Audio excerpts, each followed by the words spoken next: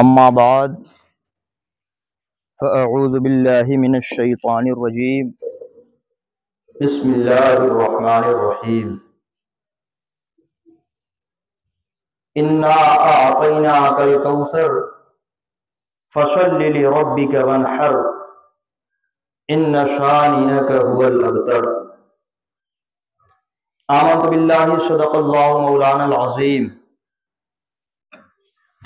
حاضرین محترم، عقیدت و محبت اور احترام کے ساتھ درود شریف پیش کر لیجیے۔ اللہم صلی علی سیدنا و مولانا محمد وعلی آل محمد۔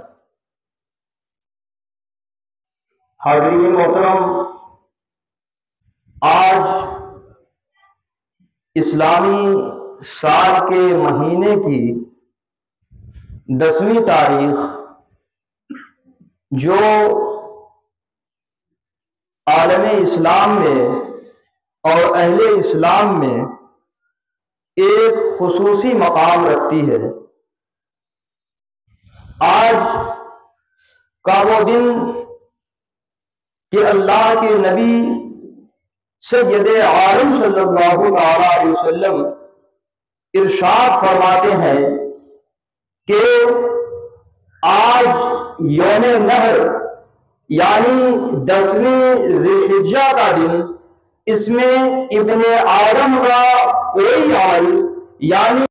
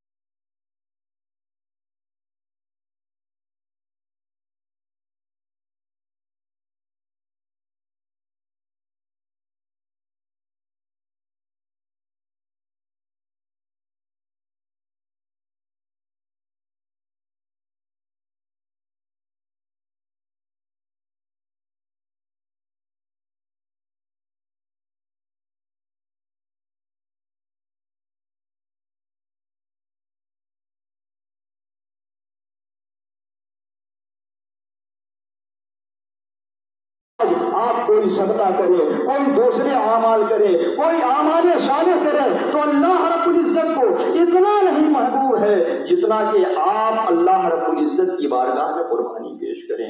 اور یہ قربانی امت محمد صلی اللہ تعالی علیہ وسلم کے ہر صاحب استطاعت، ہر صاحب نصاب کے لیے واجب کر دی گئی۔ اللہ کے نبی سید عالم صلی اللہ تعالی علیہ وسلم ارشاد فرماتے ہیں، من کان لہ سعۃ ولم یضحی فلا یقربن مصلانا، کہ جو صاحب استطاعت، صاحب ثروت ہوتے ہوئے قربانی نہ کرے وہ ہماری عیدگاہ کے قریب نہ آ جائے، وہ ہماری نماز گاہ کے قریب نہ آئے۔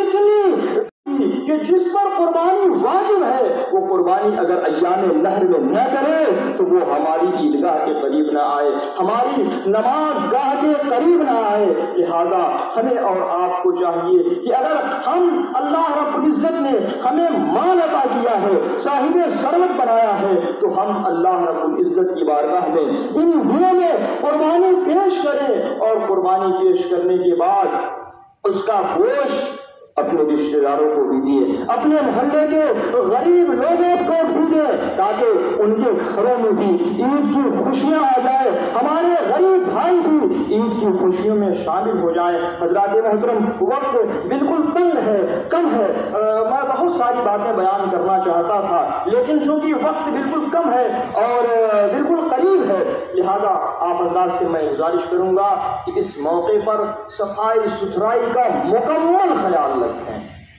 مکمل خیال رکھیں، کیونکہ اور مسلمان اگر صفائی ستھرائی کا خیال نہ رکھے تو کون رکھے گا؟ ہمارا یہ اسلام ہے، اسلام کا پیغمبر ہمیں حکم دیتا ہے کہ حدیث شریف میں روایتوں میں بیان کیا گیا ہے کہ صفائی نصف ایمان ہے، نصف کہتے ہیں آدھے کو، صفائی آدھا ایمان ہے۔ اگر کوئی مسلمان صفائی ستھرائی کا عادی ہو جائے، صفائی ستھرائی کرنے کا پابند ہو جائے، تو اس نے اپنے ایمان کو آدھا مکمل کر دیا، اپنے ایمان کو آدھا مضبوط کر لیا۔ لہذا ہمیں اور آپ کو چاہیے کہ ہم اس موقع پر اور اس موقع کے علاوہ جو اپنی ہم زندگی گزارتے ہیں، ہر موقع پر صفائی ستھرائی کا خاص طور سے خیال رکھیں، کسی کو ایذا نہ ہو، چاہے وہ آپ کا پڑوسی اپنا مسلم بھائی ہو یا غیر مسلم بھائی ہو، کسی کو بھی، کوئی بھی انسان ہو، راستے پر چلنے والا کوئی بھی شخص ہو، کسی کو ایذا نہیں ہونی چاہیے، کسی کو تکلیف نہیں ہونی چاہیے۔ اس موقع پر بہت ساری غفلتیں ہمارے لوگ برتتے ہیں، ہمیں قطعاً غفلت برتنے کی ضرورت نہیں ہے۔ اگر ہم قربانی کرتے ہیں، 2 گھنٹے محنت کرتے ہیں، تو 10 منٹ اور صحیح، 10 منٹ کی محنت اور کر لیں، صفائی ستھرائی کا خیال رکھنے اور اپنے تہوار کو قاعدے سے منانے کی کوشش کریں، اور دوسری قوموں کے لیے آپ مثال بنیں۔ لہذا ہماری گزارش آپ حضرات سے یہی ہے، اور ویڈیو بازی سے، ویڈیو ادھر ادھر بھیجنے سے مکمل طور پر پرہیز کریں، اس سے کوئی فائدہ آپ کو حاصل ہونے والا نہیں ہے۔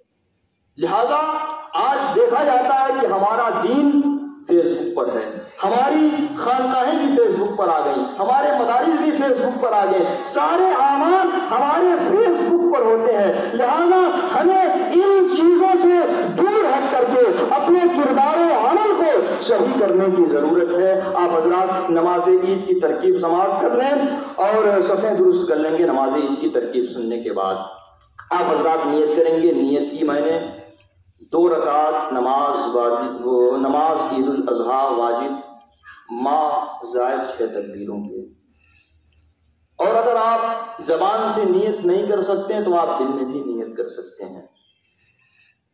اور نیت کرنے کے بعد جو آپ نماز شروع کرتے ہیں، اور نمازیں اسی طریقے سے اللہ اکبر کر کے نماز شروع کی جائے گی، ہاتھ کانوں کی لو تک لے جائیں اور اللہ اکبر کہتے ہوئے ہاتھ باندھ لیں گے۔ اس کے بعد آپ حضرات کو، امام صاحب کو بھی ثنا پڑھنا ہے۔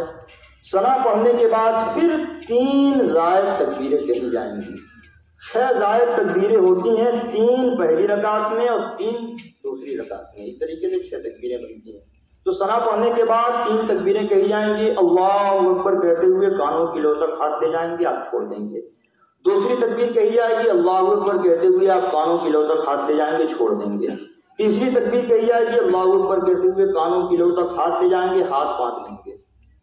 2 میں تو آپ کو ہاتھ نہیں باندھنا، تیسری میں آپ کو ہاتھ باندھ لینا ہے۔